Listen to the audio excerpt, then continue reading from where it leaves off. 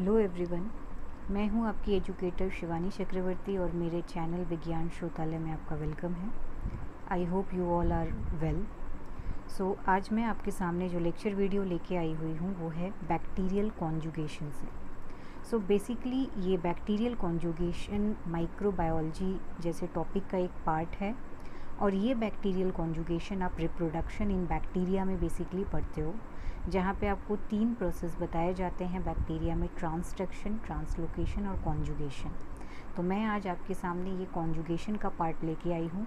I hope आपको ये lecture video समझ में आएगा और अच्छा लगेगा। अगर मेरा लेक्चर वीडियो आपको अच्छा लगे तो प्लीज़ लाइक, शेयर और सब्सक्राइब कर सकते हैं। तो चलिए ज़्यादा टाइम न लेते हुए मैं अपने लेक्चर को आगे बढ़ाती हूँ।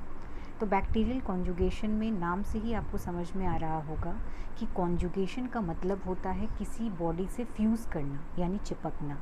और यहाँ पे अगर लिखा हुआ है कि बैक्टीरियल कॉन्जुगेशन, तो ये वर्ड हमें बताने की कोशिश ये कर रहा है कि यहाँ पे एक बैक्टीरिया दूसरे बैक्टीरिया की बॉडी से फ्यूज़ करने की कोशिश कर रहा है। तो बेसिकली जैसा मैंने बोला कि कॉन्जुगेशन का मतलब क्या होता है कि कॉन्जुगेशन एक प्रोसेस है जहाँ पे एक बैक्टीरिया दूसरे बैक्टीरिया के साथ फ्यूज़ करता है, लेकिन उस फ्यूज़न के पीछे इनका मोटो क्या होता है, इनका उद्देश्य क्या होता है। इनका उद्देश्य ये होता है कि एक बैक्टीरिया अपना जेनेटिक मटेरियल डायरेक्टली जो है वो किसी दूसरे बैक्टीरिया को दे सके।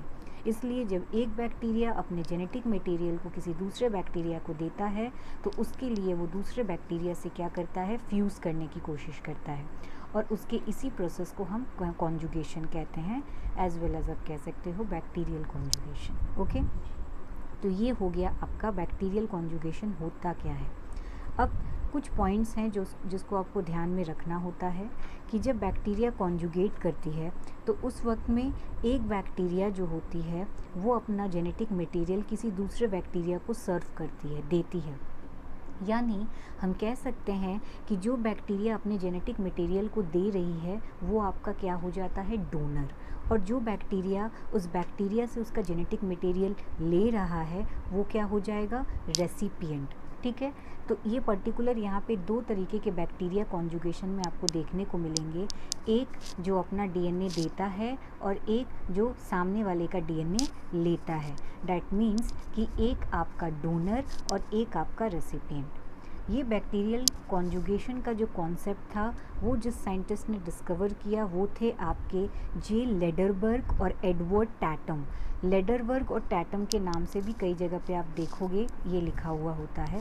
तो ये डिस्कवरर थे जिन्होंने बैक्टीरियल कॉन्जुगेशन को दिया था, इनके स्टेप्स को दिया था। इसके अलावा आपको देखने को मिल जाएगा कि बैक्टीरिया में एक कॉन्जुगेशन यानी बैक्टीरिया में फैक्टर्स इन्वॉल्व होते हैं जिन्हें हम एफ फैक्टर्स कहते हैं। बेसिकली ये एफ फैक्टर्स आपको डोनर में देखने को मिलता है, ना कि रेसिपिएंट में देखने को मिलता है। हम उसी डोनर की बात कर रहे हैं जिस डोनर के पास अपना एक्स्ट्रा डीएनए होता है। डैट मीन्स कि जब भी आप कभी बैक्टीरिया पढ़ते हो और बैक्टीरिया के सेल की स्टडी करते हो तो आपने देखा होगा कि बैक्टीरिया में अपना जेनेटिक मटेरियल होने के साथ साथ उनके पास एक एक्स्ट्रा क्रोमोसोमल जेनेटिक मटेरियल भी होता है, जिसे हम बेसिकली नॉर्मल लैंग्वेज में प्लाज्मिड कहते हैं। ओके, ये जो प्लाज्मिड होता है ये आपका एक्स्ट्रा क्रोमोसोमल मटेरियल होता है। मैं आप जल्दी ही इस प्लाज्मिड पे भी एक लेक्चर वीडियो लेके आऊँगी, जो कि बहुत जल्दी मैं आपको ये लेक्चर अपलोड करने वाली हूँ। तो तब तक के लिए आप प्लाज्मिड की बेसिक चीज़ों को पढ़ते रहिए। सो हम क्या बात कर रहे थे, हम बात कर रहे थे बैक्टीरियल कॉन्जुगेशन की, और हमने बात करा कि बैक्टीरिया में डोनर बैक्टीरिया जिनके पास प्लाज्मिड्स होते हैं वो क्या करते हैं, जो रेसिपिएंट बैक्टीरिया होते हैं उनको ये क्या करते हैं, प्लाज्मिड देते हैं। तो रेसिपिएंट क्या कर रहा है, डोनर से उनका डीएनए मटेरियल ले रहा है। तो उस कंडीशन में ये क्या करेगा, जो फर्स्ट नंबर वाला बैक्टीरिया है जिसे हमने डोनर कहा और जो सेकंड नंबर वाला बैक्टीरिया जिसे हमने रेसिपिएंट बैक्टीरिया कहा, वो क्या करेगा, आपस में फ्यूज़ करेगा, चिपकने की कोशिश करेगा। और इसी प्रोसेस को हम क्या कहते हैं, बैक्टीरियल कॉन्जुगेशन। और ये प्रोसेस प्रोसेस क्यों हो रहा है? क्योंकि यहाँ पे डीएनए का ट्रांसफ़र हो रहा है, और वो ट्रांसफ़र कौन कर रहा है? वो ट्रांसफ़र आपका डोनर कर रहा है। ठीक, अब बात आते हैं एफ फैक्टर की। ये मैंने कहा कि एफ फैक्टर आपके डोनर बैक्टीरिया में देखने को मिलते हैं। ये एफ फैक्टर क्या करता है? इसे हम फर्टिलिटी फैक्टर कहते हैं। ये एफ फैक्टर अपने पर्टिकुलर बैक्टीरिया के डीएनए को देने के लिए बीच का मीडिएटर का काम करता है। मतलब ये क्या करता है? ये पर्टिकुलर जो है ये एक छड़ बनाता है, मतलब एक बैक्टीरिया को दूसरे बैक्टीरिया से जोड़ने के लिए ये एक तरीके से हम कह सकते हैं ट्यूब जैसा स्ट्रक्चर बनाता है, जिसे हम कहते हैं पाइलस। जिसे हम क्या कहते हैं? जिसे हम कहते हैं पाइलस। ये पर्टिकुलर जो पाइलस होता है ये आपको सिर्फ़ और सिर्फ डोनर बैक्टीरिया में देखने को मिलता है। एक चीज़ और, डोनर बैक्टीरिया को F पॉजिटिव से डिनोट करते हैं और रेसिपिएंट बैक्टीरिया को F नेगेटिव से डिनोट किया जाता है। ओके, इसके अलावा जैसा कि मैंने अभी आपसे कहा कि जो ये एफ फैक्टर होता है ये सिर्फ और सिर्फ डोनर में होता है, जो उसमें कॉन्जुगेशन के वक्त में एक थिन ट्यूब लाइक स्ट्रक्चर का फॉर्मेशन करता है, जिसे हम पाइलस कहते हैं। यही पाइलस जो है सामने वाले के बॉडी बैक्टीरिया की बॉडी से जाके फ्यूज़ करता है और अपना जेनेटिक मटेरियल एक डीएनए का दूसरे डीएनए तक पहुंचाने का काम करता है, यानी ट्रांसफ़र में मदद करता है। ये आप डायग्राम देख सकते हो अपनी स्क्रीन पे। यहाँ पे मैंने कुछ 4 स्टेप्स बताए हुए हैं।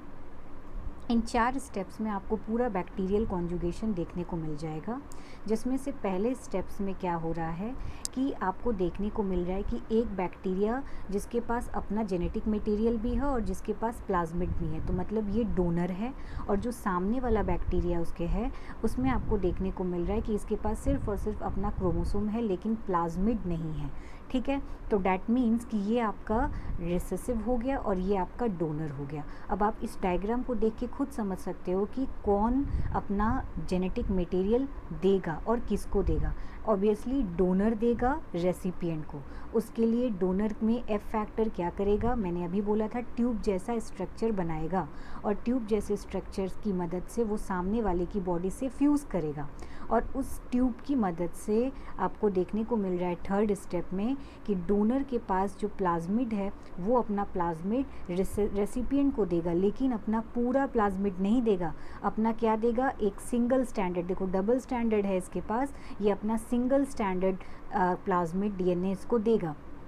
और फोर्थ स्टेप में आपको देखने को मिल रहा है कि जब ये इसको दे देगा तो मतलब जो नया डीएनए आएगा, नया बैक्टीरिया का सेल आएगा, उसमें आपको प्लाज्मिड भी देखने को मिल रहा है और उसमें आपको क्रोमोसोम्स भी देखने को मिल रहा है, मतलब उसका डीएनए भी देखने को मिल रहा है। डैट मीन्स कि जिसके पास प्लाज्मिड और जेनेटिक मटेरियल दोनों होते हैं वो हमारे क्या होते हैं? वो हमारे डोनर होते हैं। मतलब कि फ्यूज़न के बाद, कॉन्जुगेशन के बाद जो आपको नया बैक्टीरियल मिलेगा वो आपका कैसा होगा? वो आपका F पॉजिटिव होगा। वो आपका कैसा होगा?